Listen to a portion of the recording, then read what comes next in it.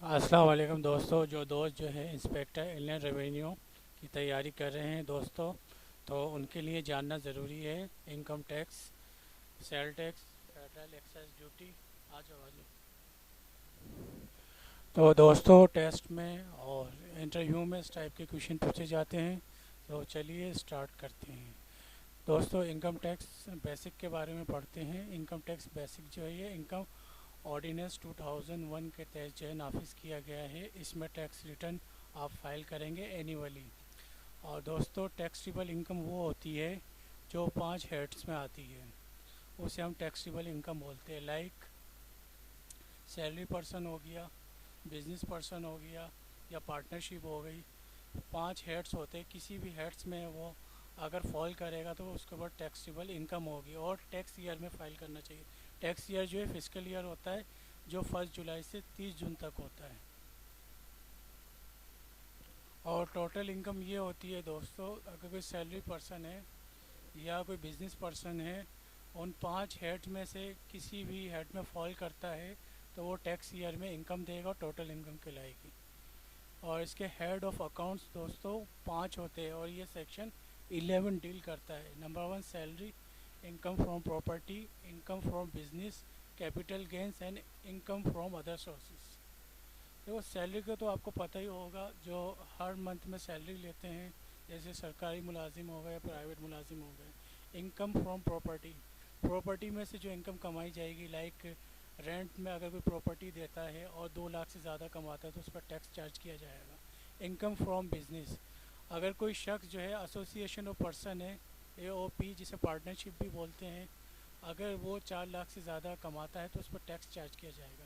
Capital gains वो कहते हैं जो जैसे स्टॉक होती है, मुख्तलिफ जो कंपनियां होती है अंडर 1984 के तहत जो रजिस्टर्ड कंपनियां पाकिस्तान में वो अपने शेयर इशू करती है, अगर उसमें से उसको डिविडेंड होता है या प्रॉफिट होता है तो वो उसके ऊपर भी टैक्स चार्ज किया जाएगा। अब ये जो चारों जो है इनकम के हेड है, इनमें से कोई हेड में इनकम नहीं आती है तो इनकम फ्रॉम अदर सोर्सेज में से चार्ज की जाएगी अगर उस पर टैक्स बनता है। तो दोस्तों, अब बात कर लेते हैं रेजिडेंट की। रेजिडेंट कौन होता है? रेजिडेंट वो होता है जो दोस्तों फिजिकल ईयर 1 जुलाई से 30 जून के अंदर जो है जो है 183 डेज जो है पाकिस्तान में रहा हो तो उसके ऊपर टैक्स चार्ज किया जाएगा। अगर उस पर टैक्स बनता है तो उसको रेजिडेंट बोलते हैं।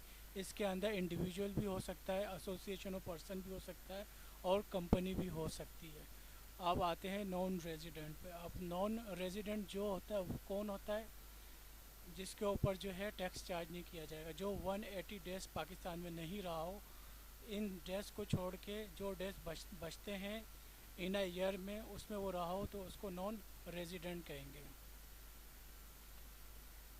और पाकिस्तान सोर्स इनकम।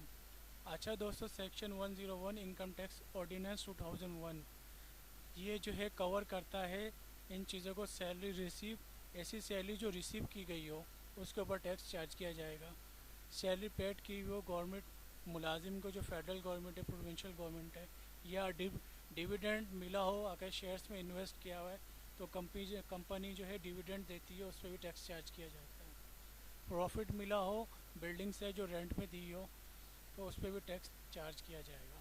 तो फॉरेन सोर्स इनकम जो होता है, in any income which is not a Pakistan source of income, ऐसी इनकम जैसे डिप्लोमेट होते हैं वो पाकिस्तान में कमाते, मतलब पाकिस्तान के रेजिडेंट होते हैं लेकिन बाहर वो अपनी अर्निंग कर रहे होते हैं, तो जैसे डिप्लोमेट हो गए तो उन पे भी टैक्स चार्ज किया जाएगा। पर्सन कोई भी हो सकता है, एक अकेला पर्सन भी हो सकता है, अगर एक से ज़्यादा है और उन्होंने अपने आप को रजिस्टर करवाया तो वो पार्टनरशिप कहलाती है, उसे एसोसिएशन ऑफ पर्सन कहते हैं।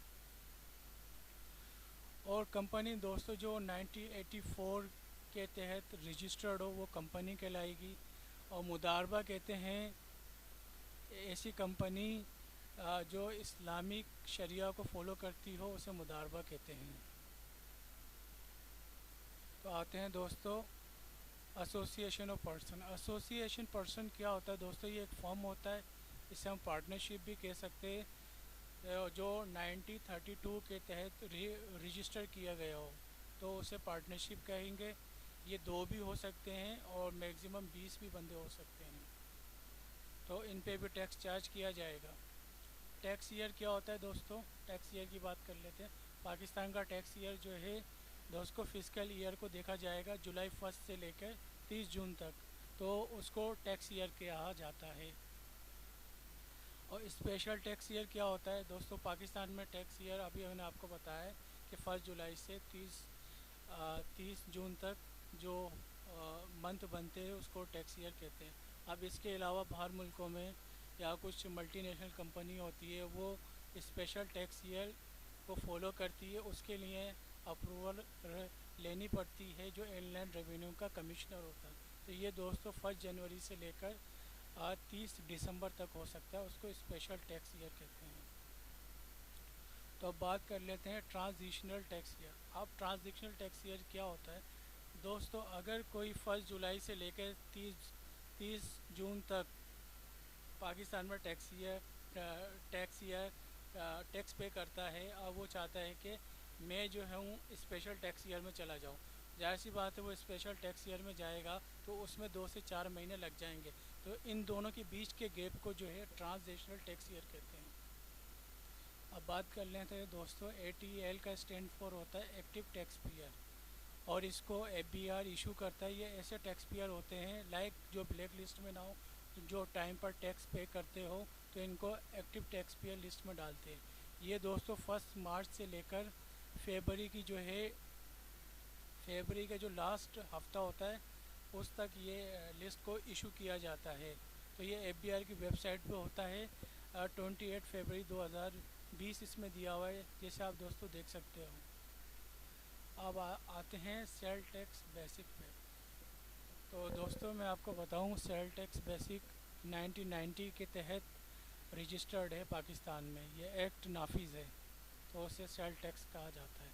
इसमें जो जो टैक्स को चार्ज किया जाएगा अकॉर्डिंग टू सेल्स एक्ट 1919 के तहत। इनपुट टैक्स क्या होता है दोस्तों, अगर कोई परचेसर बाहर से कोई चीज़ ख़रीदता है तो उस पर हम GST देते हैं, उस पर हमें टैक्स देना पड़ता है, तो उसे इनपुट टैक्स देते हैं। और इसी तरह कोई सेलर जो है चीज़ को बेचेगा तो वो आउटपुट टैक्स कहलाएगा। ये एप्लीकेबल कहाँ पे, ये sale tax applies to the following.